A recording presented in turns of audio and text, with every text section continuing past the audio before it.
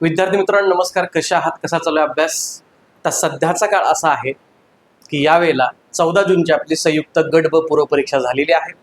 त्यानंतर 31 मेची जी राज्यसेवेची पूर्व परीक्षा झाली त्याची फायनल आन्सर की आयोगाने टाकलेली आहे. आणि आत्ता ज्यांचे स्कोर आले ते लागलीच आता मुख्य परीक्षेच्या तयारीला लागलेले आहेत. परंतु ज्यांचे स्कोर आलेले नाहीत त्यांच्यासमोर असा प्रश्न आहे की आता काय करावं. आणि याच संदर्भानं येणाऱ्या काळामध्ये आपला जो संपूर्ण भूगोल विषय आहे या भूगोल विषयाची तयारी संयुक्त गट ब आणि क पूर्व आणि मुख्य परीक्षेसाठी कशी करावी या संदर्भानं आजचा आपला व्हिडिओ असणार आहे. सो सगळ्या विद्यार्थ्यांनी इथं व्यवस्थितपणे लक्ष द्या. आपण या विषयाची संपूर्ण स्ट्रॅटेजी, नेमका याचा अभ्यास काय करायचा, याचे सोर्सेस काय असले पाहिजे, विषयाचे बारकावे कसे लक्षात घ्यायची, पेपर टॅकल कसा केला पाहिजे, या सगळ्या गोष्टींना आज आपण व्यवस्थित पद्धतीने बघणार आहोत. बरोबर आहे. त्यामुळे संयुक्त गट आणि ब आणि क या पूर्व आणि मुख्य परीक्षेसाठी साधारणतः जो आपला भूगोलाचा विषय आहे आणि मुख्य परीक्षेसाठी तुमचा पर्यावरण आहे तर त्या संदर्भाने आपण बोलूयात. आता सध्याची परिस्थिती अशी आहे, त्या परिस्थितीविषयी थोडंसं आपल्याला इथं बोललं पाहिजे. सध्याची परिस्थिती अशी आहे की 14 जूनला तुमची गट ब ची पूर्व झालेली आहे. ओके. त्यानंतर 31 मेला तुमची राज्यसेवेची पूर्व झालेली आहे. राज्यसेवा पूर्व झालेली आहे. ओके. त्यानंतर अजूनपर्यंत तरी गट क पूर्व 2026 ही होणार आहे. जुन्याचा अभ्यासक्रमानुसार होणार आहे हे आयोगानं सांगितले, पण त्याची तारीख कधी हे आपल्याला माहित नाहीये. आणि अजून एक कॅटेगरी इथं आहे की 2027च्या परीक्षांना आम्हाला तयारी करायची असा सगळं वर्ग आहे. बरोबर आहे सगळ्यांना. हे 3 वर्गांविषयी मागच्या व्हिडिओमध्ये आपण डिटेलमध्ये बोललेलो आहोत. आता जे आपण बोलणार आहोत ते येणाऱ्या गट क पूर्व परीक्षा 2026 आणि त्यानंतर 2027चा पूर्ण वर्ष आहे त्याच्यामध्ये गट ब पूर्व परीक्षा 2027 आणि त्यानंतर तुमची गट क ची नवीन रिवाईज जो काही परीक्षा योजना वगैरे येईल तर त्यानुसार भूगोल या विषयाची तयारी कशी असली पाहिजे याविषयी डिटेलमध्ये आपण आता बोलणार आहोत. त्यामुळं आता आपली असेल संपूर्ण भूगोल आणि पर्यावरण या विषयाची तयारी. क्लिअर आहे सगळ्यांना? आता एक लक्षात घ्या विद्यार्थी मित्रांनो, एमपीएससीचा कोणताही विषय तुम्ही घ्या, आपला विषय भूगोल आहे म्हणून नाही, पण कुठलाही विषय घ्या तुम्ही, पर्यावरण घ्या, भूगोल घ्या, इतिहास घ्या, पॉलिटी घ्या, इकॉनॉमिक्स घ्या, what ever it is, science वगैरे, तर त्याच्यामध्ये तुमच्याकडं 2 महत्वाचे स्रोत असतात जे की आयोगानं सांगितलेले. म्हणजे कुठलाही मास्तर तुमच्या समोर उभा राहतो शिकवतो म्हणतो तर तो कुठल्या बेसिसवरती शिकवत असतो किंवा सांगत असतो, तर 2 विषय असतात. एक म्हणजे आयोगाचा अभ्यासक्रम तुमच्या समोर असतो आणि दुसरं म्हणजे आयोगाचे PYQ असतात. म्हणजे 1960 पासून एमपीएससी स्थापन झाल्यापासून आयोग या सगळ्या परीक्षा कंडक्ट करतं. वेळोवेळी त्याच्या अभ्यासक्रमामध्ये बदल होत गेले, पण त्यामध्ये असणारे कंटेंट हे जे आहे ते बऱ्यापैकी बेसिक राहिलेले आहेत आणि ते आयोगानं तुम्हाला सिलेबसच्या माध्यमातून सांगितलेले आहेत. आणि त्यानंतर आयोग दरवर्षी जे पेपर कंडक्ट करतं त्या सिलेबसवरती आधारित PYQ म्हणजे जे काही प्रश्नपत्रिका असतात त्या तुमच्या समोर येतात आणि त्याच्या माध्यमातून आयोग तुमच्याशी संवाद साधत असतं. मी नेहमी म्हणत असतो की आयोगाला ओळखायचं असेल तर आयोगाच्या या 2 गोष्टी अत्यंत गरजेच्या आहेत. एक आयोगाचा सिलेबस, कोणत्याही परीक्षेचा असू द्या, कोणत्याही विषयाचा असू द्या, तो तुम्हाला व्यवस्थितपणे जमला पाहिजे. आणि दुसरं आयोगाचे PYQ तुमच्याकडे जर असतील तर या 2 माध्यमातून तुम्ही बऱ्याच गोष्टी टॅकल करू शकता. त्यामुळं आता जर आपल्याला भूगोल या विषयाची संपूर्ण तयारी करायची असेल तर भूगोल या विषयाच्या तयारीमध्ये आयोगाचा सिलेबस गट ब आणि क च्या पूर्व आणि मुख्यला काय तो बघणं गरजेचं आहे. आत्ताच्या व्हिडिओचं आपलं पहिलं टार्गेट आहे गट क आणि गट ब या दोन्हीची पूर्व अधिक मुख्य परीक्षा. आता सर असं का सांगताय? कारण गट ब ची परीक्षा योजना तर सेम राहणार आहे, त्याच्यामध्ये चेंज होणार नाहीये पुढच्या वर्षी सुद्धा या वर्षी सुद्धा. पण गट क ची परीक्षा योजना आता 2026 ची अजून जाहिरात आलेली नाहीये, ती पूर्व आणि मुख्य या पॅटर्न नुसारच होईल. त्यामुळे त्या अँगलने आपल्याला जायचं आहे हे लक्षात घ्यायचं. आता जे नवीन विद्यार्थी आहेत त्यांच्यासाठी पहिला आपला भूगोला विषय कंबाईन मध्ये किती मार्कासाठी असतो हे आपलं पहिलं महत्वाची गोष्ट आहे. आपला भूगोला विषय जर घेतला आपण, गट ब असू द्या नाही तर गट क असू द्या, या दोन्हीच्या पूर्व परीक्षेसाठी तो 10 मार्कांसाठी असतो. ओके. आणि मुख्य परीक्षेसाठी सुद्धा तो 10 मार्कांसाठी असतो, पण त्याच्यामध्ये पुन्हा 2 घटक येतात. एक तुमचा कोर भूगोल येतो, तो भूगोल तुम्हाला साधारणतः 6 ते 7 मार्काला विचारला जातो आणि दुसरा तुमचा पर्यावरण येतो, हा पर्यावरण तुम्हाला 3 ते 4 मार्कांसाठी विचारला जातो. हे सध्याचं संयुक्त गट ब पूर्व आणि मुख्य परीक्षेसाठी भूगोलाचं असणारं स्वरूप आहे. पूर्व परीक्षेसाठी तुम्हाला 10 मार्कांसाठी विचारतात आणि मुख्य परीक्षेसाठी तुम्हाला पुन्हा 10 मार्काचे विचारतात. त्यात भूगोल हा 6 ते 7 मार्काला आहे, पर्यावरण तुमचा 3 ते 4 मार्काला आहे. आता याच्यामध्ये अजून एक थोडीशी गोष्ट आहे. पूर्व परीक्षेच्या आणि मुख्य परीक्षेच्या या 10 मार्कांच्या याच्यामध्ये पूर्वच्या 10 मार्कांमध्ये पुन्हा 2 घटक येतात. एक असतो भारताचा भूगोल आणि दुसरा असतो महाराष्ट्राचा भूगोल. क्लिअर आहे? हे लक्षात घ्यायचं. त्यातला हा भारताचा भूगोलाचा घटक आहे. हा भारताचा भूगोलाचा घटक मागचे 3 ते 4 वर्ष आयोग हा साधारणतः 3 ते 4 मार्कांना विचारते 10 पैकी, आणि महाराष्ट्र भूगोलाचा घटक हा तुमचा 6 ते 7 मार्काला विचारते.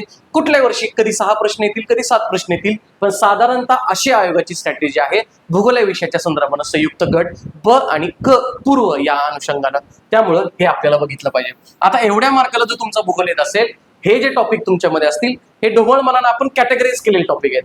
आता यासाठी आयोगाचा सिलेबस तुम्हाला पर्टिक्युलरली माहित पाहिजे. नवीन विद्यार्थ्यांनी हा व्हिडिओ शेवटपर्यंत बघितला पाहिजे, कारण याच्यामध्ये मी तुम्हाला सिलेबस तर सांगणारच आहे, सोबतच जो पीवायक्यूचा घटक सांगितला ते पीवायक्यूच्या घटकाचे मागच्या 3 ते 4 वर्षाची तोंड ओळख आपण करून घेणार आहे. त्या माध्यमातून तुम्हाला अभ्यास कसा करायचा या गोष्टी खूप साऱ्या क्लिअर होतील या विषयाच्या अनुषंगानं. सो ती गोष्ट आपण बघूयात. मी तुम्हाला म्हटलं आता आपल्याला सिलेबस दिलेला आहे, तर पहिला आपला सिलेबस आहे हा आहे तुमचा महाराष्ट्र अराजपत्रित सेवा संयुक्त पूर्व परीक्षा गट ब आणि क यासाठीचा असणारा तुमचा सिलेबस आहे. आणि या सिलेबस मध्ये आपला भूगोल हा जो विषय आहे हा भूगोल विषय तुमचा इथं येतो. आणि भूगोलामध्ये काय काय सांगितलेलं आहे हे पहिल्यांदा आपण इथं व्यवस्थित पद्धतीने बघूया. काय काय सांगितलंय भूगोलामध्ये, पहिलंच लाईन दिली त्यांनी, महाराष्ट्राच्या भूगोलाच्या विशेष अभ्यास आपल्याला करायचा आहे. महाराष्ट्र भूगोल इथं अत्यंत प्राईम गोष्ट, ही पहिली गोष्ट इथं लक्षात घ्यायची. आणि त्यानंतर काय सांगितले तुम्हाला, आता बघा महाराष्ट्र भूगोल दिलाय, मी आताच तुम्हाला सांगितलं की भारत भूगोल पण कुठतरी येणार आहे. ओके, पण सिलेबस मध्ये आयोगाने काय सांगितलंय, महाराष्ट्राच्या भूगोलाच्या विशेष अभ्यासासह. ओके, पुढे दिलंय पृथ्वी, जगातले विभाग, हवामान, अक्षांश आणि रेखांश, असा याचा थेट संबंध तुमच्या भारताच्या आणि महाराष्ट्राच्या भूगोलामध्ये इन्क्लूड नाहीये, परंतु डिपेंडंट आहे तुमचा पहिला राजकीयचा चॅप्टर. कारण तुम्ही पाठ करत असताना महाराष्ट्राचा अक्षरवृत्तीय विस्तार एवढा आहे, महाराष्ट्राचा रेखावृत्तीय विस्तार एवढा आहे, बरोबर ना. तर हे सगळं करायला आपल्याला या बेसिक गोष्टी क्लिअर असल्या पाहिजेत. काय काय सांगितलं आयोगानं, पृथ्वी, त्यानंतर अक्षांश आणि त्यानंतर सांगितलं आयोगानं रेखांश. या 3 गोष्टी अत्यंत गरजेच्या आहेत, जे की आपण लक्ष देत नाही याच्यावरती. आयोग थेट प्रश्न विचारतं, ग्रीनविचला इतक्या वाजलेत तर भारतात किती वाजलेत, असा प्रश्न संयुक्त गट ब मुख्यच्या परीक्षेला विचारलेला आहे. त्यामुळे आपल्याला सिलेबसचा एकही पॉईंट दुर्लक्षित करता कामा नये. त्यामुळे सिलेबसचे पहिले 4 पॉईंट आहेत ते व्यवस्थित लक्षात घ्यायचे. पृथ्वी व पृथ्वीचा शेप कसा आहे, सूर्यमालेमध्ये पृथ्वीचा नंबर कितवा आहे, पृथ्वी कुठून कुठं फिरत असते, पृथ्वीवरती आडव्या काल्पनिक रेषा असतात, उभ्या काल्पनिक रेषा असतात, त्यांना काय म्हणतात, त्यालाच आपण रेखांश आणि अक्षांश म्हणजेच अक्षरवृत्त आणि रेखावृत्त असं म्हटलं. मग त्याच्यामध्ये भारत नेमका तुमचा कुठला येतो, उत्तर गोलार्ध, दक्षिण गोलार्ध, नेमकं प्रकरण काय आहे, महाराष्ट्राचा अक्षरवृत्तीय विस्तार किती आहे, भारताचा अक्षरवृत्तीय विस्तार किती आहे, या सगळ्याचा अभ्यास तुम्हाला या 3 घटकांमध्ये किंवा या घटकामध्ये करायचं, हे लक्षात घ्यायचं. सिलेबस मध्ये ते पॉईंट दिसत आहेत, त्याचा अर्थ एकतर ते थेट विचारले जातील किंवा त्याच्यावरती आधारित प्रश्न तुम्हाला विचारले जातील. दोन्ही अँगलला तुम्हाला प्रश्न विचारले गेलेले आहेत. त्यामुळे सिलेबसचा एकही पॉईंट सोडायचा नाही. मी नेहमी सांगत असतो, सिलेबसचा डॉट सुद्धा पूर्ण करायचा आयोगाने दिलेला, म्हणजे आपला एकही मार्क त्याच्या बाहेर जात नाही. हे झालं. आता हे संपल्यानंतर मग आयोगाने काय सांगितलेलं आहे, पुढचा टॉपिक दिलाय महाराष्ट्रातील जमिनीचे प्रकार. पूर्वचा सिलेबस एवढा डिस्टिंग्विश नाहीये, 2 ओळी जरी दिल्या असल्या तरी त्याच्यामध्ये भारत आणि महाराष्ट्र खूप सारे टॉपिक कव्हर होतात. मेन्सच्या पॉईंट ऑफ व्ह्यू तुम्हाला कळेल की अभ्यास काय करायचा असतो ते. महाराष्ट्रातील जमिनीचे प्रकार, आता जमिनीचे प्रकार बघायला गेलं तर मराठवाड्यातील लेकरांना वाटतं की आमच्याकडे काळी कापसाची माती आहे, दक्षिण कोकणातील लेकरांना वाटतं आमच्याकडे जांभी माती आहे, गोंदिया भंडाराच्या लेकरांना वाटतं आमच्याकडे तांबडी माती आहे, उत्तर कोकणातील लोकांना वाटतं आमच्याकडे पुन्हा तांबडी माती आहे. म्हणजे याचा अर्थ महाराष्ट्रामध्ये विविध मातीचे प्रकार आहेत. म्हणजे इव्हन आयोगाने प्रश्न काय विचारला माहितीये का, डॉक्टर शिरूर आणि बसू यांनी महाराष्ट्रातल्या मातीचे किती प्रकार केले, असा कंबाईन ब पूर्व परीक्षेला 2021 ला प्रश्न आलाय. तिथून महाराष्ट्रातल्या मातीचे प्रकार किती, त्याच्यामध्ये काय जास्त असतं, काय कमी असतं, त्याच्यामध्ये पिकं कोणती येतात, बरोबर ना, त्याच्या व्हरायटीज कुठल्या असतात, इथपर्यंत सुद्धा आयोग प्रश्न विचारत असतं. आता गट बचा 14 जूनचा पेपर घ्या, काय प्रश्न विचारला आयोगाने, आयोगाने प्रश्न विचारला कोकण सम्राट, रत्ना, सिंधू या व्हरायटी कोणत्या वर्षी काढल्या. मागच्या वर्षी 25 त्यांनी प्रश्न विचारला, डाळिंब संशोधन केंद्र कुठे आहे. याचाच अर्थ सिलेबस मध्ये जरी जमीन हा प्रकार दिला असला तरी जमीन तुमची कृषी या मुख्य टॉपिक मध्ये येते आणि कृषीमध्ये या सगळ्या गोष्टी डिटेलमध्ये बघणं आपल्याला अपेक्षित आहे. बरोबर आहे. प्रिलिमचा सिलेबस पुन्हा एकदा सांगतो सुपरफिशियल आहे, मेन्सचा सिलेबस बघितल्यावर कळतं की आपल्याला नक्की काय काय करायचं आहे. नंतर गोष्ट दिली तुमची पर्जन्यमान. आता नेमकाच पावसाळ्याचा सीझन सुरू आहे, जून महिना सुरू आहे आणि भारतातलं मान्सूनचं आगमन लांबलेलं आहे, महाराष्ट्रातलं मान्सूनचं आगमन लांबले, अशा काहीतरी गोष्टी आपण ऐकतो, बरोबर ना. आपली आजी आपल्याला लहानपणी सांगायची की 7 जूनला तुमचा मान्सून महाराष्ट्रामध्ये दाखवलं होतो, असं काहीतरी त्यांनी सांगितलेलं आहे. आता ही जी गोष्ट आहे ती आहे पर्जन्यमान. मग हे पर्जन्यमान कोणत्या भागामध्ये किती पडतं, भारतामध्ये पर्जन्यमान किती आहे, महाराष्ट्रामध्ये नेमकं पर्जन्यमान किती आहे, पर्जन्य छायेचा प्रदेश किती असतो, मान्सूनच्या वाऱ्यांचं आगमन कुठल्या दिशेकडनं होतं, कुठल्या दिशेकडनं परतीचा वारा असतो, यावर्षी आता एल निनो ऍक्टिव्ह आहे, तो नेमका काय. बघा ना, एक शब्द आहे एका शब्दावरनं किती डायव्हर्सिफाईड मी जाऊ शकतो. आता मी इतकं सांगू शकतो त्याचं कारण आयोगाचे PYQ त्या संदर्भाने आलेला आहे, म्हणून आपल्याला हा टॉपिक तितक्या डिटेलमध्ये करावा लागेल.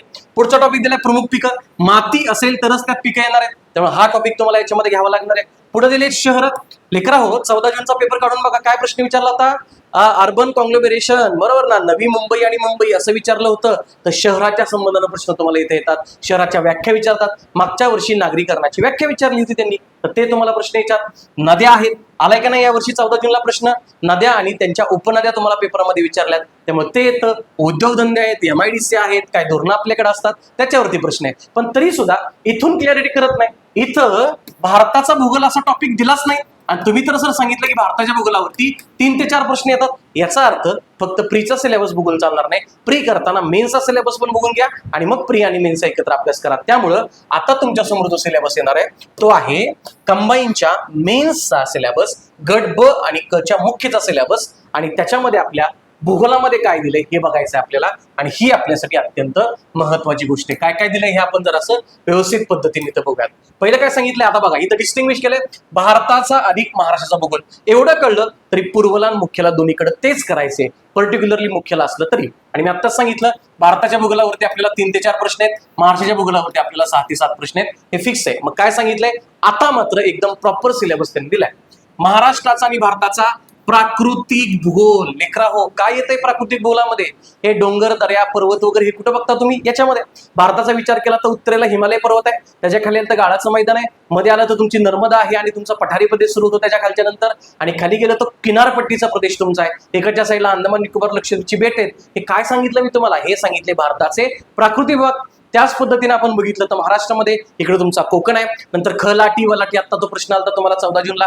त्यानंतर तुमचा सह्याद्री पर्वत किंवा पश्चिम घाट आहे, आणि इकडे तुमचं महाराष्ट्र पठार आहे. हे सगळे झाले भारताचे आणि महाराष्ट्राचे प्राकृतिक विभाग, आणि याचा अभ्यास आपल्याला याच्यात करायचा आहे. महाराष्ट्राचा आणि भारताचा प्राकृतिक भूगोल, मुख्य प्राकृतिक विभाग, इथपर्यंत तुम्हाला हा टॉपिक आहे. आणि आता सांगितलेले भारताचे 5 आणि महाराष्ट्राचे 3 असे टोटल प्राकृतिक विभाग याच्यामध्ये अभ्यासायचे म्हणजे याचं डिटेल करायचं. तुम्ही कुठलाही पेपर घ्या, 10 प्रश्न जर भूगोलाचे असतील तर किमान 2 प्रश्न तुम्हाला फक्त प्राकृतिक घटक किंवा प्राकृतिक विभाग या टॉपिक वरती पाहायला मिळतात. इतका महत्वाचा टॉपिक आहे. नंतर टॉपिक आहे तुमचा हवामानशास्त्र, क्लायमेट. मगाशी पण होता पर्जन्यमान म्हणून, हवामान म्हणून, आता पण आलेला आहे. म्हणजेच साधारणतः पाऊस येतो कधी, पावसाची कंडिशन कशी तयार होते, बरोबर ना. त्यानंतर पाऊस आला कधी, पावसाची तारीख कधी, पाऊस गेला कधी, ती कंडिशन रिव्हर्स कधी झाली, या सगळ्या गोष्टी असतात. आणि मग आत्ताच तुम्ही बघू शकता की कोप्पेन, त्रिवार्ता, आर्यल सिंग यांचं वर्गीकरण काहीतरी प्रकार असतो हवामानाचं. तर हे सगळं आपल्या याच्यामध्ये हवामानशास्त्र संकल्पनेमध्ये डिटेल बघायचंय. आणि त्याचेच सब टॉपिक तुम्हाला इथे दिसतात, पर्जन्यमान आणि तापमान. हे असल्याशिवाय तुम्हाला हवामान कॅल्क्युलेट करता येत नाही किंवा हवामानाविषयी बोलता येत नाही. त्यामुळे एखाद्या भागातलं पर्जन्यमान किती, भारतातलं पर्जन्यमानाचं स्टेटस काय, महाराष्ट्रातलं काय, तो पाऊस नेमका कुठे येतो, त्याला नैऋत्य मोसमी वाराच का म्हणतात, परतीच्या मान्सूनला ईशान्य मोसमी वाराच का म्हणतात, मग तापमानाचा या सगळ्यावरती परिणाम होतो का, तर या सगळ्या गोष्टी आपल्याला इथं बघायच्या आहेत. तर ते आपल्याला इथं व्यवस्थित लक्षात घ्यायचं आहे.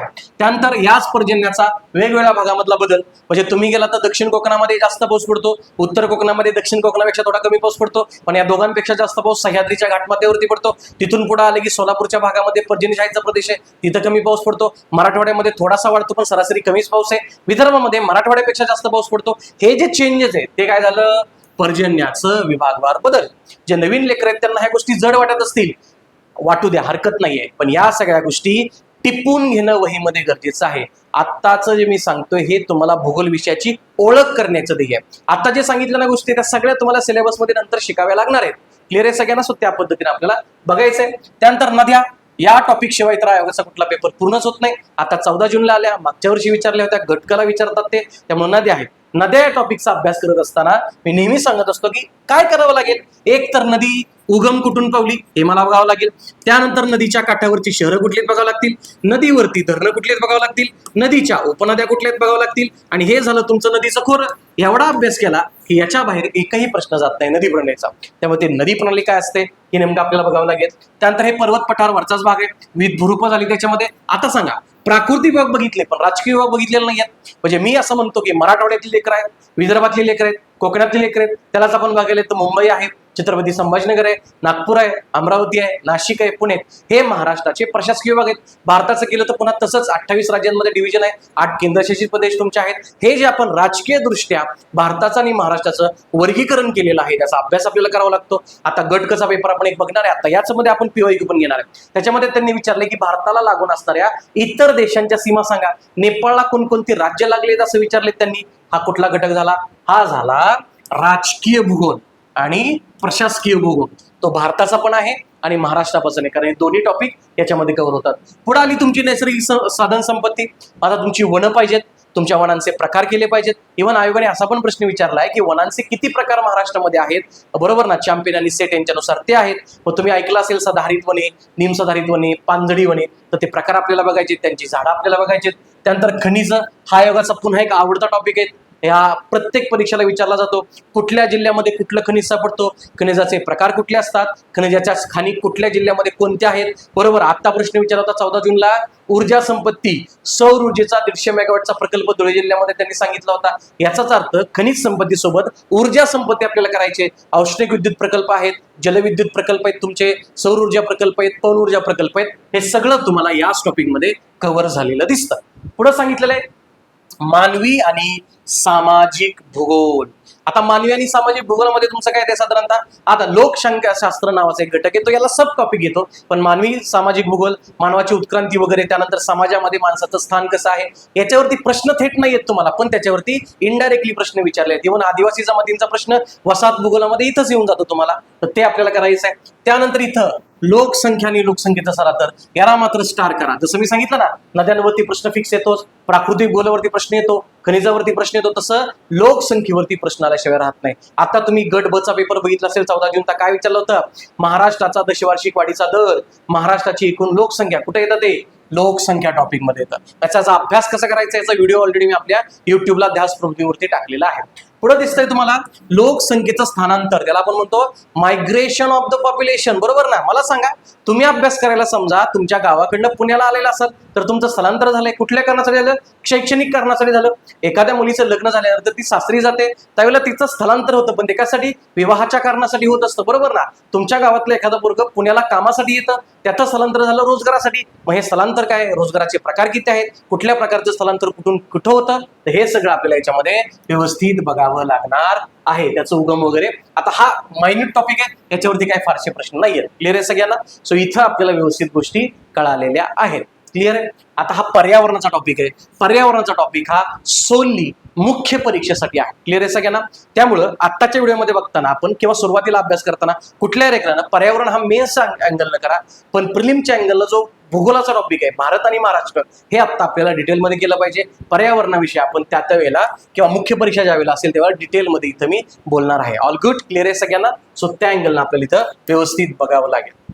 ओके, ठीक आहे. आता कळालं काय तुम्हाला या सगळ्या गोष्टीवरनं? तर ते आपल्याला इथं घेणं गरजेचं आहे की आपण टॉपिक बघत असताना आपल्याला भारत अधिक महाराष्ट्र याचा भूगोल तर सांगितला त्यांनी, आणि भारत आणि महाराष्ट्राच्या भूगोलामध्ये पहिला टॉपिक त्यांनी दोन्हीकडे काय सांगितला होता? प्राकृतिक भूगोल. ओके, दुसरा टॉपिक काय सांगितलं त्यांनी? राजकीय आणि प्रशासकीय, हे आपण इथं बघितलं. त्यानंतर तिसरा टॉपिक काय सांगितलं त्यांनी? नद्या सांगितल्या. चौथा टॉपिक त्यांनी खनिजे सांगितलं. पाचवा टॉपिक त्यांनी वने सांगितलं, बरोबर. सहावा टॉपिक त्यांनी लोकसंख्या सांगितलेला होता त्याच्यामध्ये. त्यानंतर प्रिलिमच्या याच्यामध्ये आपण पर्जन्य टॉपिक बघितला, हवामान टॉपिक बघितला होता. त्यानंतर पुढे गेल्यावरती तुम्ही उद्योगधंदे टॉपिक बघितला होता, बरोबर ना? उद्योगधंदे.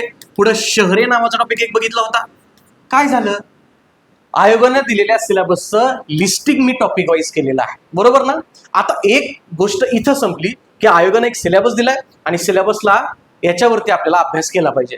पण अभ्यास केल्यानंतर प्रश्न याच टॉपिकवरती येतात का, ही पण गोष्ट आपल्यासाठी तितकीच महत्वाची आहे. आणि ते करत असताना मग आपल्याला PYQ बघणं अत्यंत गरजेचं आहे. क्लिअर आहे सगळ्यांना? आता मी तुम्हाला 2023, 24, 25 आणि 26 या 4 वर्षांची पीवायक्यू तुमच्या समोर असणार आहेत. हे नवीन विद्यार्थ्यांची सोडली आहे. जुन्या विद्यार्थ्यांनी याचं अनालिसिस केलेलं असेल, नसेल केलं तरी आता आपल्यासोबत पुन्हा बघितलं तरी चालेल. इथं करताना काय करायचंय, मी तुम्हाला पेपर दाखवणार, पेपरमध्ये प्रश्न वाचायचा आणि प्रश्न कोणत्या टॉपिकवरती आहे असं तुम्ही लिहून घेतलं पाहिजे. हे लक्षात ठेवा. तुमच्यासमोर वही असली पाहिजे आणि वहीमध्ये लिहून घ्या की आयोगाचा हा प्रश्न हवामान टॉपिकवरती आहे, हा प्रश्न लोकसंख्येवरती आहे. याच्यावरनं तुम्हाला अभ्यास करण्याची स्पष्टता येईल. कोणत्या टॉपिकला किती वेटेज द्यायचं या सगळ्या गोष्टी तुम्हाला डिटेलमध्ये कळतील. तर ते आपल्याला इथं व्यवस्थित लक्षात घेतलं पाहिजे. सो आता आपण बघूयात प्रॉपर अनालिसिस. पहिला पेपर आपण 2023 चा घेऊयात. मी फार जुनं जात नाहीये. 23, 24, 25, 26 मागच्या 3 वर्षामधले अनालिसिस केलं तर तुम्हाला भूगोलाचा अभ्यास करायचा हे चांगल्या पद्धतीने कळतं. क्लिअर आहे सगळ्यांना? आता 23च्या पेपरमध्ये प्रश्न तुम्हाला विचारलेला आहे. पहिला प्रश्न असेल 11 नंबरचा. काय प्रश्न आहे? भारतामध्ये धवल क्रांतीला सुरुवात डॅश डॅश सालापासून करण्यात आली, असा प्रश्न तुम्हाला इथे विचारलेला आहे. मला लक्षात घ्या, धवल क्रांती हा टॉपिक तर थेट बघितला नाही, पण धवल क्रांती म्हटलं की ती कृषी टॉपिक मध्ये येते. कृषी आणि पशुपालन या दोन्ही गोष्टी येतात आणि मग विविध प्रकारच्या क्रांत्या असा एक सब टॉपिक येतो. लिहून घेतला पाहिजे.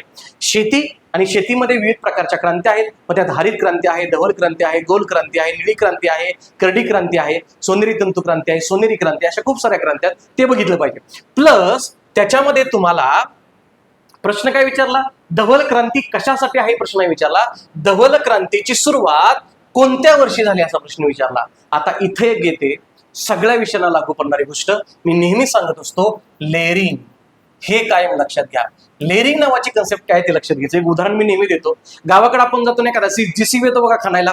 जीसीबी खणायला आलं की तुम्ही त्याच्या कमरेवरती हात ठेवताना बघत बसता काय. जीसीबी ज्यावेळेला खणत असतो त्यावेळेला मातीचा वरचा थर त्याला खणायला एकदम सोपा जातो. त्याच्या खाली गेले की त्याला मुरुम लागतो, त्याच्या खाली गेले की खणायला थोडा जड जातो आणि त्याच्या खाली त्याला पाषाण लागतो, खणायला आणखी जड जातो. म्हणजे जसं जसं जीसीबी खोल जातो तसं तसं मातीची काठिण्य पातळी वाढत जाते. तसंच प्रश्नांचं असतं. प्रश्नात सुद्धा मी लेअर 1, लेअर 2, लेअर 3 आणि लेअर 4 या 4 कन्सेप्ट केलेल्या आहेत. म्हणजे मी जर असा प्रश्न विचारला असता ना, धवल क्रांती कशासाठी असते, तर तो झाला असता माझा लेअर 1 चा अत्यंत सोपा प्रश्न आणि हा सगळ्या गावाला येत असतो. लेअर 2 चा प्रश्न काय विचारला, धवल क्रांती कोणत्या वर्षी सुरू झाली, हा झाला माझा लेअर 3 चा. उद्या धवल क्रांतीचाच मी लेअर 3 आणू शकतो. भारतामध्ये धवल क्रांती सुरुवात करायला कोणत्या व्यक्तींचं महत्वाचं योगदान आहे, झाला का नाही अवघड प्रश्न. हा झाला माझा लेअर 3 चा प्रश्न. आणि अजून एक प्रश्न येऊ शकतो, धवल क्रांतीचे भारतात एकूण किती टप्पे होते आणि त्या कोणत्या काळामध्ये झाले, हा झाला माझा लेअर 4 चा प्रश्न. म्हणजे सोप्याकडनं अवघडाकडे जाणं याला म्हणतात लेअरिंग. आयोगाचा कुठलाही पेपर काढून बघा, आयोगाच्या प्रत्येक प्रश्नाची कॅटेगरी आपल्याला L1, L2, L3, L4 याच कॅटेगरीमध्ये करता येते. हे आपल्याला इथं व्यवस्थित बघता येईल. कळते का लेकरांनो? सो ही गोष्ट आपल्याला व्यवस्थित कळाली पाहिजे. सो हा तुमचा झाला पहिला प्रश्न. नंतर टॉपिक फक्त बघायचे आपल्याला. हे मी तुम्हाला उत्तर माहित असणं अपेक्षित नाहीये, मी तुम्हाला उत्तर सांगणं अपेक्षित नाहीये. टॉपिक तुमच्या सिलेबसला धरून आलाय का किंवा कळत नसेल तर मी त्याला कॅटेगराईज करून देतो की कुठल्या टॉपिक मध्ये प्रश्न आलाय. काय दिसतंय, महाराष्ट्राच्या दख्खनच्या पठारावरती ग्रामीण भागांमध्ये घर बांधणीसाठी कोणत्या स्थानिक दगडाचा वापर केला जातो. बरोबर ना? काय टॉपिक बघितला होता, महाराष्ट्राचा आणि भारताचा प्राकृतिक भूगोल. काय विचारले, महाराष्ट्राचं दख्खनचं पठार हा महाराष्ट्राच्या प्राकृतिक भूगोलामधला 3रा भाग आहे, दख्खनचा पठार. आणि दख्खनच्या पठारावरती कोणता खडक आहे सगळ्यात जास्त, तो वापरला जातो असं विचारलेलं आहे. म्हणजे याचा अभ्यास केला पाहिजे. महाराष्ट्राचा प्राकृतिक भूगोल, 3रा भाग, दख्खनचं पठार, दख्खनच्या पठारावरचा बेसॉल्टचा खडक, हे सगळं आपल्याला इथं बघितलं पाहिजे. लेअर 2 चा प्रश्न आहे ते आपल्याला इथं लक्षात आलं पाहिजे. त्यानंतर पुढे काय सांगितलेलं आहे बघा. आता टॉपिक फक्त बघा. राज्य दिलेत आणि काय दिले, लोकसंख्येची घनता दर चौरस किलोमीटर. टॉपिक कुठला झाला, लोकसंख्या. तुम्हाला कळतंय आता, हा झाला लोकसंख्येचा टॉपिक. आणि महाराष्ट्राची विचारली का, अजिबात नाही. भारताची लोकसंख्या विचारली आणि भारताच्या लोकसंख्येची डायरेक्ट राज्यांची घनता विचारली. आता काय झाला, हा लेअर 3 चा अवघड प्रश्न झाला. पण लेअर 2 ला करून दाखवू का याला मी तुम्हाला. मी लोकसंख्या टॉपिक शिकवताना प्रत्येक घटकाचे पहिले 5 आणि शेवटची 5 राज्य किंवा जिल्हे हे पाठ करायला सांगणार आहेत. भारताच्या घनतेचा विचार केला तर बिहार सर्वात जास्त आहे आणि बिहारला सर्वात जास्त आपण लावलं की उत्तराखंड आपण इझिली जाऊ शकतो. याला म्हणायचं कॅटेगरायझेशन आणि सब टॉपिकचं मॉडिफिकेशन. या पद्धतीने तुम्हाला प्रश्न येतो. सो हा लोकसंख्या टॉपिकवरच्या भारताच्या लोकसंख्येच्या घनता टॉपिकवरचा प्रश्न आहे. का सांगतोय, तुम्ही लिहून घेणं अपेक्षित आहे. जे नवीन लेकर अभ्यासाला बघतायत त्या प्रत्येकाने घेणं गरजेचं आहे, किंवा ज्याला मार्क्स कमी आले त्यांनी असं अनालिसिस केलंय का हे सुद्धा बघणं अत्यंत गरजेचं आहे. त्यानंतर पुढचा प्रश्न बघा, काय दिलंय, शिखर दिलेलं आहे आणि शिखराची उंची दिली. टॉपिक कुठला, महाराष्ट्राचा प्राकृतिक भूगोल. त्याच्यामध्ये सह्याद्री किंवा पश्चिम घाट आणि पश्चिम घाटातली शिखरं विचारली. पण समजा असं विचारलं का, शिखर आणि जिल्हे यांच्या जोड्या विचारल्या नाहीत, हा झाला असता लेअर 1चा प्रश्न, बरोबर ना. त्यांनी प्रश्न विचारला शिखर आणि त्यांची उंची, म्हणजे हा झाला लेअर 2चा प्रश्न. पुन्हा सगळ्यांना माहिती की महाराष्ट्रातलं सर्वोच्च शिखर कुठलं, कळसुबाई. त्यांनी कळसुबाई दिले का तिथं, म्हणजेच त्यांना अवघड करायचा आहे थोडासा प्रश्न. आणि तुमची डिमांड जी आहे अभ्यासाची ती अजून थोडीशी डेप्थ मध्ये गेली पाहिजे. अभ्यासाला खोली डिमांड करताय सध्या, ते आपल्याला जमलं पाहिजे. क्लिअर आहे सगळ्यांचं. सो हा टॉपिक आहे तुम्हाला. आता शिखर विचारली, पुढे कदाचित घाट विचारतील, पुढे कदाचित खाड्या विचारतील, पुढे कदाचित टेकड्या विचारतील. इतकं सिंपल पद्धतीनं बायफर्गेशन आपल्याला इथं करता येतं. तो हा टॉपिक तुमच्या समोर आहे. त्यानंतर पुढे 15 रोरो वाहतुकीची सुरुवात भारतात सर्वप्रथम कोणत्या रेल्वे मार्गाने झाली. बघा बरं, आपण प्रीचा सिलेबस बघितला, मेन्सचा बघितला, कुठं सुद्धा वाहतूक आणि दळणवळण हा टॉपिकच नव्हता. आणि हा टॉपिक कुठला आहे, वाहतूक दळणवळण हा टॉपिक आहे. त्यातला रेल्वे वाहतूक टॉपिक आहे. आणि रेल्वे वाहतूक मधला सब टॉपिक आहे कोकण रेल्वे. त्या कोकण रेल्वेनं रोरो वाहतुकीची सुरुवात केली, असा आयोगानं प्रश्न विचारलाय. कळतंय का. त्यामुळं एक तर भूगोल लय सुपरफिशियल पण नाही, भूगोलाचा अभ्यास करताना सिलेबस ओळखला पाहिजे. आणि सिलेबस सोबत फक्त सिलेबस चालत नाही, सिलेबसला PYQ ची जोड दिली तर तुम्हाला राईट पद्धतीनं जाता येतं, हे लक्षात घ्यायचंय. All good. मग आता त्यांनी कोकण रेल्वे विचारलं, उद्या असं विचारतील कोकण रेल्वेची सुरुवात, कोकण रेल्वेची स्थापना, कोकण रेल्वे पूर्ण कधी झाली. इव्हन त्यांनी किती वेळा विचारलंय कोकण रेल्वेचा सर्वात उंच पूल, सर्वात लांब बोगदा, वगैरे वगैरे वगैरे वगैरे. हे सगळे प्रश्न तुम्हाला लेअरिंग या टेक्निकनच करता येतील, हे आपल्याला इथं लक्षात घ्यायचं आहे. पुढचा प्रश्न काय दिसतोय बघा, राज्य आणि पर्यटन स्थळ सिलेबस मध्ये दिसलं का नाही, पण टॉपिक वाढला का नाही, वाहतुकीचा टॉपिक वाढला, पर्यटनाचा टॉपिक वाढला, म्हणून PYQ महत्वाचे. सिलेबसला दिसतं ते आहेच, पण सिलेबसला जे दिसत नाही ते तुम्हाला PYQ न करतं, हे लक्षात घ्यायचं. राज्य आणि राज्यांमधले पर्यटन स्थळे दिलेत.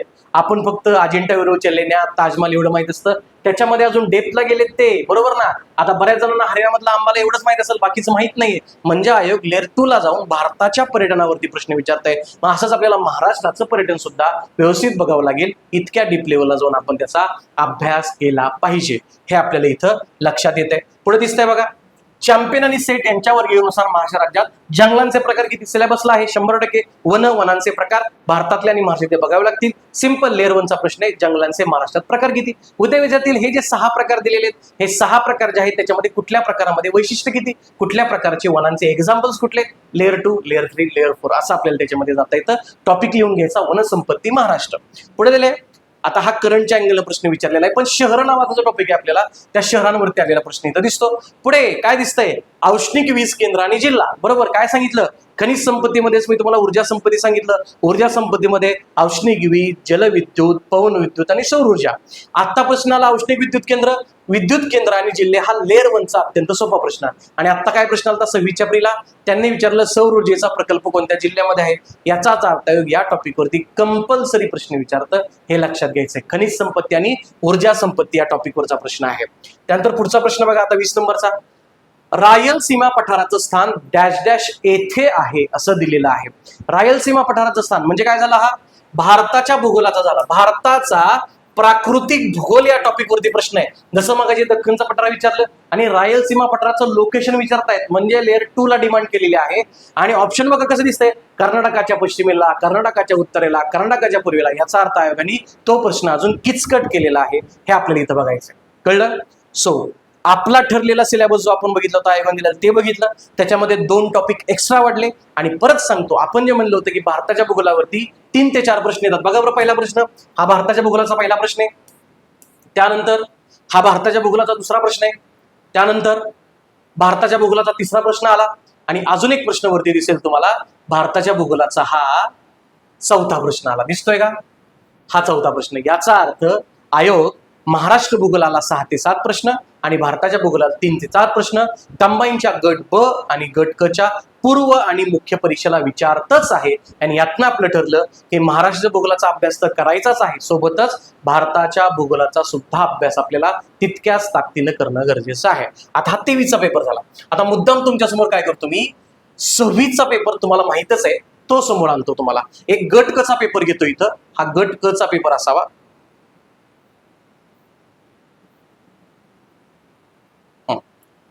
हा गट कचा पेपर आहे 2025चा.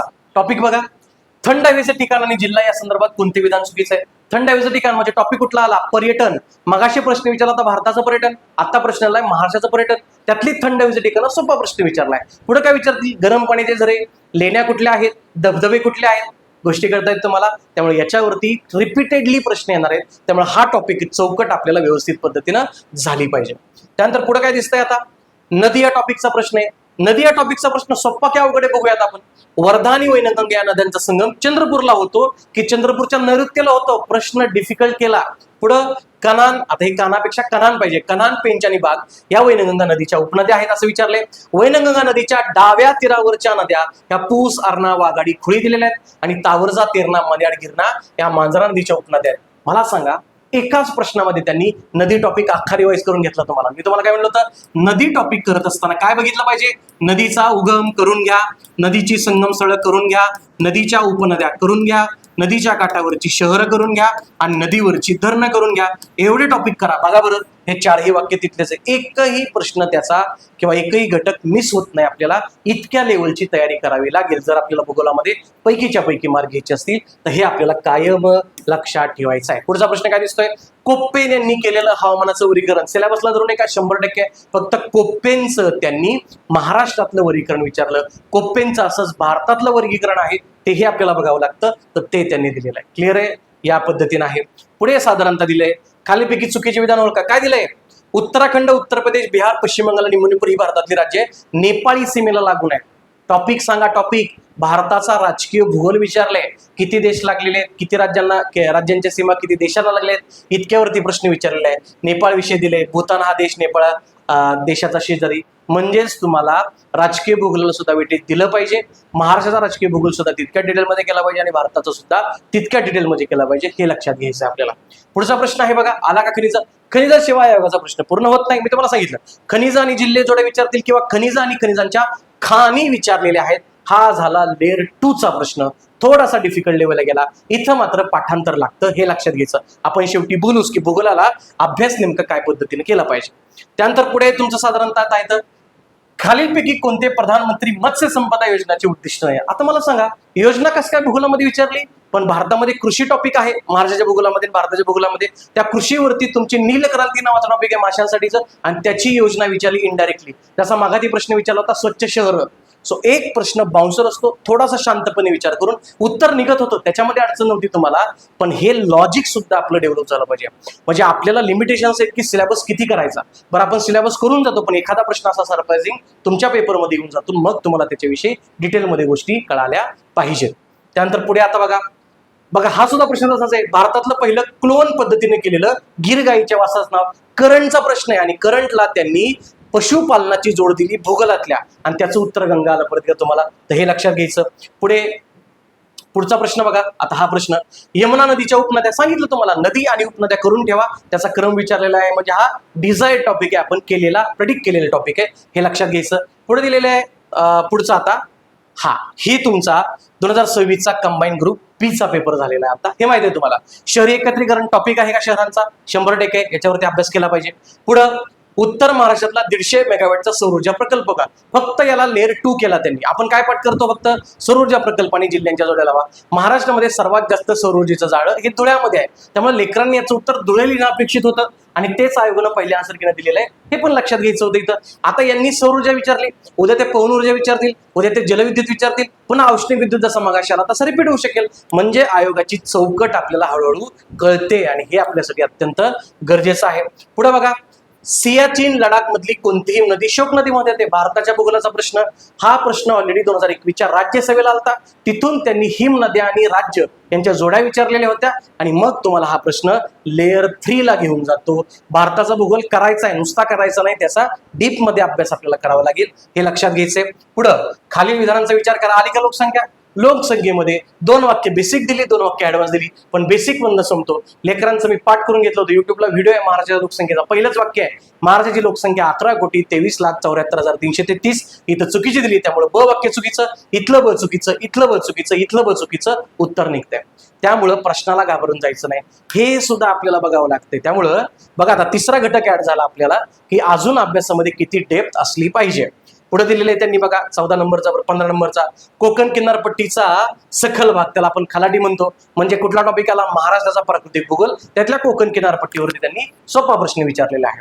पुढे आता हा प्रश्न, हा direct bouncer, out of the box, सिलेबसचा कृषी टॉपिक आहे. पण मला सांगा, रत्नाचं वाण कुठल्या वर्षी आलं? रत्नावान हे आंब्याचं एवढा पण पाठ करू, पण रत्नाचं वाण कोणत्या वर्षी आलं हे कुणीच पाठ करणं अपेक्षित नव्हतं. ज्यानं PhD हॉर्टिकल्चर केले त्याला सुद्धा हा जमणार नव्हता. पण पेपर मधला पॅनिकनेस कमी करून याला टॅकल कसं करायचं म्हणलं ना, एक वर्ष प्रश्न दरवर्षी असा येतोय ज्याला आपल्याला थोडंसं आउट ऑफ द बॉक्स जाऊन विचार करायचा आहे आणि आपल्या अप्रोचनं जमतोय का तो बघायचा आहे. अदरवाईज हा प्रश्न मेरिट डिसाईड करणार नाहीये, ऍब्सोल्युटली नॉट. पण तरी सुद्धा जमला असेल तर 1 मार्काचा फायदा आपल्याला इथं होऊ शकतो.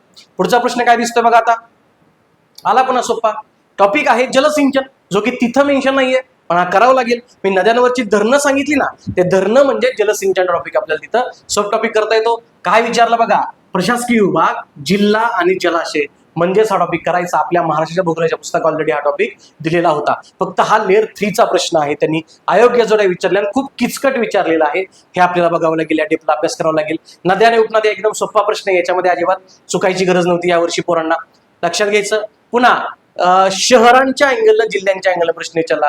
तलावांचा काय केलं माहितीये का, 31 मेच्या राज्यसेवेला त्यांनी प्रश्न विचारला होता तलावांचा जिल्हा, त्याचं उत्तर होतं गोंदिया. पण तलावांचं शहर करणं अपेक्षित होतं महाराष्ट्रातलं, तर ते होतं ठाणे. तर त्या अँगलनी प्रश्न विचारलाय, उत्तर तुमचं साधारणतः निघतंय.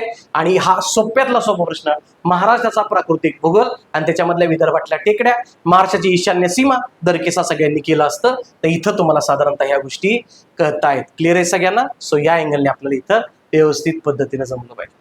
कळतंय का? आता इथे एवढं नाही बरं का, पुढे मुद्दाम मी 2-3 गोष्टी घेतलेल्या आहेत. हे दिसतंय का, हा 2026च्याच गट बचा पेपर आहे. त्याच्यामध्ये त्यांनी दिले खालीपैकी कोणती बाब ही उभ्या शेतीचा फायदा नाही. व्हर्टिकल फार्मिंग त्यांनी विचारला करंट मध्ये. हा भूगोलासोबत जो कृषीचा टॉपिक आहे, यंदा त्यांनी 5 प्रश्न शेती या टॉपिक वरती भूगोलात विचारले. म्हणजे भूगोलात नाही, त्यांनी सायन्स मध्ये विचारलं, करंट मध्ये विचारलं. आता माझं काम आहे जुन्या ऑब्जेक्टिव्हच्या पॅटर्न मी ऍग्रिकल्चर टॉपिक घ्यायचो, त्यामुळे मी ज्या वेळेला बॅच घेत असतो त्यामुळे ऍग्रिकल्चरचा टॉपिक हा ऍडिशनल एक्स्ट्रा सांगत असतो. तर हे पण आपल्याला केलं पाहिजे. पुढचा प्रश्न बघा काय दिलाय, लिंबू या पिकावरचा कॅन्कर, सिट्रस कॅन्कर म्हणतो आम्ही, BSc ऍग्रिकल्चर आहे, तर आम्हाला झॅन्थोमोनास सिट्री हे कॉझल ऑर्गॅनिझम पाठ करून घेतलेले होते. तर त्या लेवलचा एक प्रश्न आलेला आहे सायन्स मध्ये. पुढे दिसतंय बघा, त्यांनी विचारलंय की वनस्पतीच्या जोमदार वाढीसाठी कोणती मृदा सर्वोत्तम आहे. बघा, म्हणजे ऍग्रिकल्चर मधला सॉइल टॉपिक सुद्धा करणं गरजेचं आहे, हे बघावं लागेल. बरोबर आहे ना? मी लेक्चरला नेहमी मातीचे प्रकार, कुठली माती चांगली, या गोष्टी लेक्चरला सांगत होतो. पुन्हा मातीचे नुकसान झालं, त्याला सॉइल प्रोफाईलचं नुकसान म्हणतो आपण, त्याला आपण तो सॉइल इरोजन, तर त्याच्यावरती प्रश्न विचारलेला आहे. म्हणजे आयोग इतक्या डीप लेवलला जातं हे लक्षात घ्यायचं. आणि मग आपल्याला आता कळालं की अभ्यास कसा करायचा. म्हणजे मी जर 2026च्या गट क च्या पूर्व मुख्याला सामोरं जात असेल आणि 2027च्या संपूर्ण MPSCच्या परीक्षांना सामोरं जात असेल, तर मला भूगोलाचा अभ्यास कसा करायचा या गोष्टी कळाल्या. पहिली गोष्ट, आयोग सिलेबसला धरतय. ओके, सिलेबसला काही ऍडिशनल पॉइंट आहेत जे आपल्याला कशावरनं कळतायत, PYQ वरनं कळतायत. तर या 3 गोष्टी आपल्यासोबत असल्या आणि प्लस एक प्रश्न असा आहे ज्याला माझा अप्रोच लागतोय, हेही माझ्यासाठी अत्यंत गरजेचं आहे. आणि पुन्हा काही प्रश्न आउट ऑफ द बॉक्स किंवा ऍडिशनल टॉपिक आले, कुठला, जसा की ऍग्रिकल्चरचा प्रश्न त्यांनी याच्यामध्ये विचारला. म्हणजे ही झाली माझी 2026 आणि 27च्या भूगोल विषयाची चौकट. आयोगाचा सिलेबस केला पाहिजे, ऍडिशनल मुद्दे केले पाहिजेत, PYQ केले पाहिजेत आणि सोबतच अप्रोच आणि काही ऍडिशनल मुद्द्यांचा अभ्यास पण आपल्याला इथं केला पाहिजे. हे साधारणतः आपल्याला इथं लक्षात घ्यायचं. आणि हे सगळं करत असताना बघा, आता आपण काय करतो, अभ्यास तर करतोच. अभ्यास केला, तुमच्याकडे पुस्तकं आहेत, वाचली, रट्टा मारलं, लेक्चर बघितलं, सगळं झालं. फायनल गोष्ट आहे पेपर मधलं एक्झिक्युशन.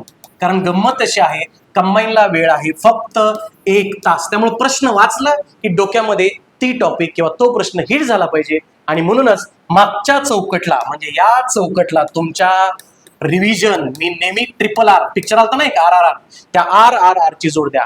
रिव्हिजनच करायची, पण ती इतके वेळा करायची की तुमचे ते शब्द, तो टॉपिक मुखोद्गत झाला पाहिजे, डोक्यामध्ये फिट बसला पाहिजे. म्हणजे भूगोलासारखा टॉपिक आपल्याला जर वेळ वाचवता आला तर तो मॅथ्स रिजनिंगला देता येतो, तो सायन्सला देता येतो, इतर ठिकाणी खर्च करता येतो, हे लक्षात घ्यायचं. त्यामुळं ती गोष्ट आहे, हे लक्षात घ्यायचं. आता एवढा तुम्हाला ही पण गोष्ट कळली असेल की हा टॉपिक प्लस RRR आणि याला तुम्हाला इथं पाठांतराची गोष्ट सुद्धा लागणार आहे.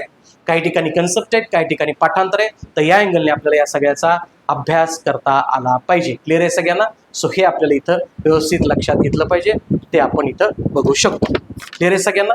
सो हा एक साधारणतः समग्र मुद्दा होता आपल्याला या सगळ्यामध्ये करायचा. आणि म्हणूनच बऱ्याच विद्यार्थ्यांची मागणी होती की सर भूगोलासाठी आपल्याला एक बेसिक फाउंडेशन बॅच तुम्ही घेऊन चला. आणि म्हणूनच आपण आता इथं आपली भूगोलाची बेसिक फाउंडेशन बॅच जी आहे ती बेसिक फाउंडेशन बॅच आपण लॉन्च करतोय. आता संयुक्त गट ब आणि क च्या पूर्व आणि मुख्यसाठी 2026 ची गट क ची पूर्व आणि मुख्य परीक्षा आणि 27च्या सगळ्या परीक्षा यांच्यासाठी आपली भूगोलाची संपूर्ण भूगोल आणि पर्यावरणाची फाउंडेशन बॅच, त्याला आपण नाव दिलेलं आहे सह्याद्री. याच्याशिवाय काही सोच शकत नाही, बरोबर ना? म्हणजे बॅचचं नाव सुद्धा मी मुद्दाम ते ठेवलंय सह्याद्री.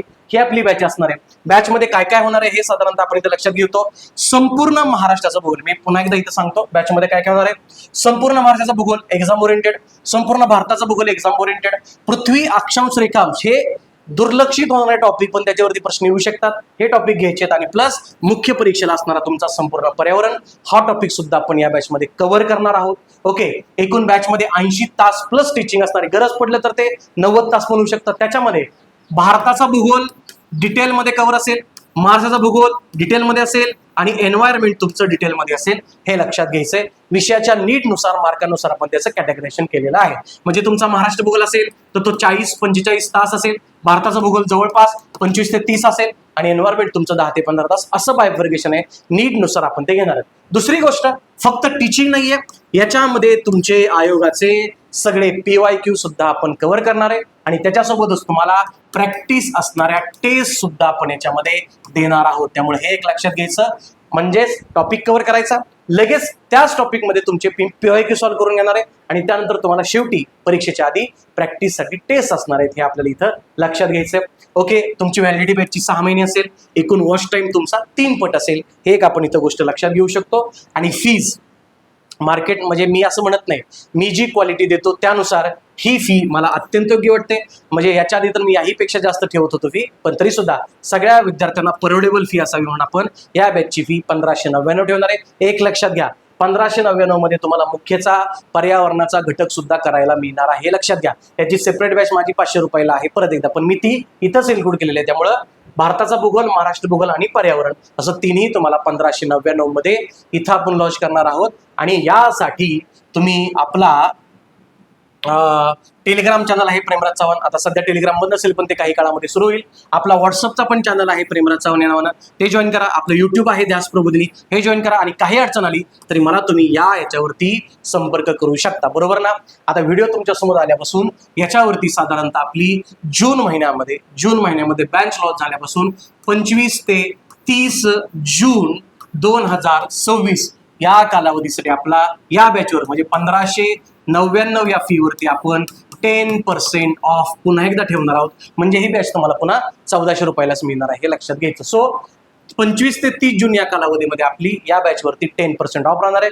ट्रस्ट मी, एक लक्षात घ्या की या बॅचमध्ये मी सिंगल कॉमा सुद्धा आयोगाचा ठेवत नाही. इव्हन तुमचा सिलेबस आहे, तुमचे PYQ आहेत, प्लस तुमच्या प्रॅक्टिस टेस्ट ह्या कव्हर करणार आहेत. अजून एक विद्यार्थ्यांचा मुद्दा आहे की यासाठी सोर्सेस काय असले पाहिजेत. सोर्सेसची काळजी करायची नाही. आपली मार्केटमध्ये भारताचा भूगोल आणि महाराष्ट्राचा भूगोल ही दोन्ही पुस्तकं आहेत. आपलंच भारताचा भूगोल हे पुस्तक तुम्ही यूज करायचंय, आपलंच महाराष्ट्र भूगोल हे पुस्तक तुम्हाला यूज करायचंय. आता या दोन्ही पुस्तकांवरती काम चालू आहे, हे काहीच दिवसामध्ये मार्केटमध्ये येतील. आणि यासाठी पुन्हा एकदा तुम्ही माझ्या नंबरवरती मला मेसेज करा, ही पुस्तकं कुठे अवेलेबल होतील, ती कुठून ऑनलाईन मागवायची हे आपण घेऊ शकतो. पुस्तकांच्या किमती अत्यंत कमी आहेत. म्हणजे ही पुस्तकं तुम्ही टोटल ह्याच्यामध्ये 150 रुपयाच्या आत एक पुस्तक तुम्हाला मिळेल. मार्केटमध्ये सर्वात स्वस्त आणि सर्वात ट्रस्टेड पुस्तक आहे आपलं. त्यामुळे ही पुस्तकं काही दिवसात अवेलेबल होतील. बॅचचे विद्यार्थी असतील त्यांनी एक लक्षात घ्या की याच फी मध्ये तुम्हाला पुस्तकं नाहीत बरं का, पुस्तकं तुम्हाला सेपरेटली विकत घ्यावी लागतील. त्याची किंमत फार कमी आहे, हे लक्षात घ्यायचं. पण पुस्तकं कुठं मिळतील यासाठी तुम्ही मला याच्यावरती मेसेज करा, शक्यतो कॉल करा. काही जास्त अडचण असेल तर कॉल करू शकता, पण शक्यतो मेसेज करा, याच्या माध्यमातून आपल्याला गोष्टी कळतील. सो अशा पद्धतीने आपल्याला 2026 आणि 27 ला होणाऱ्या सगळ्या विषयांची तयारी डिटेलमध्ये करायची आहे. आणि या सगळ्यामध्ये ध्यास प्रबोधिनी म्हणून मी स्वतः तुमच्यासोबत असणार आहे. भूगोलाला तुम्ही मात्र ही शंका न ठेवता आपल्याला मॅक्सिमम मार्क्स कसे घेता येतील याची आपण तयारी करणार आहोत आणि त्या दृष्टीने आपले प्रयत्न चालू राहतील. यासोबतच आपली करंट अफेअरची वर्षभराची बॅच सुद्धा आपण लागलीच लॉन्च करणार आहोत. सध्या तुम्ही ही बॅच जॉईन करा. करंट अफेअरच्या बॅचबद्दलची अपडेट आपल्या युट्यूब चॅनलला आणि आपल्या ॲपवरती लागलीच येऊन जाईल. क्लिअर आहे सगळ्यांना? बॅच परचेस करण्यासाठी आपलं ध्यास प्रबोधिनी हे ॲप तुमच्या गुगल प्ले स्टोअरवरती अवेलेबल आहे. तिथून तुम्ही ते डाउनलोड करू शकता आणि बॅच परचेस करा. अभ्यासामध्ये लेकरांनो काही अडचण उद्या आम्ही तुमच्यासोबत आहोत. फक्त एक गोष्ट कायम लक्षात ठेवायची, MPSC करत असताना या गोष्टीला पर्याय नाही, अभ्यासाला पर्याय नसतो. हे लक्षात घ्यायचं आणि यासाठी करावे लागतात ते कष्ट. या दोन गोष्टी केल्या तरच आपण 100% अंतिम निकालामध्ये असतो. हे लक्षात घ्यायचं आणि तो दिवस कायम नेहमी इमेजिन करायचा की ज्या दिवशी आपल्या अंगावरती गुलाल आहे, आपल्या अंगावरती गुलाल यायचा असेल तर यातून आपल्याला जावं लागेल आणि त्यासोबत ध्यास प्रबोधिनी तुमचा सोबती असणार आहे. याची काळजी बाळगू नका, निश्चिंत राहा.